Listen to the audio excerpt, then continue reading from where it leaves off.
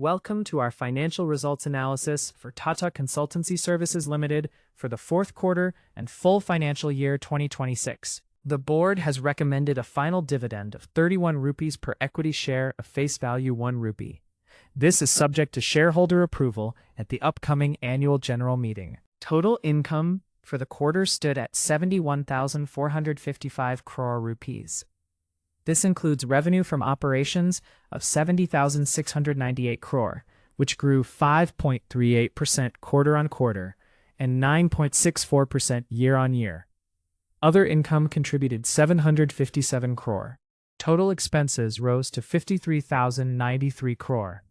Employee benefit expenses, the largest component, were 40,143 crore, while other expenses amounted to 9,835 crore for the quarter. EBITDA for the quarter was 20,033 crore, representing a margin of 28.03%. This reflects the operational efficiency of the group during the period. Profit before tax reached 18,362 crore. This is a significant 30.43% increase over the previous quarter and an 11.95% growth compared to the same quarter last year. Net profit for the quarter was 13,784 crore, up from 10,720 crore in the previous quarter. On a year-on-year basis, PAT grew by 12.13%. The earnings per share stood at 37.92 rupees, compared to 29.45 rupees in the previous quarter and 33.79 rupees in the same period last year.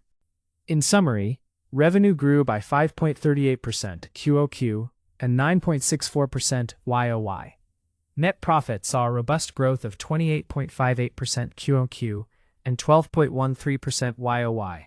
The PAT margin remains stable at approximately 19.5%. This content is for educational purposes only and does not constitute financial advice.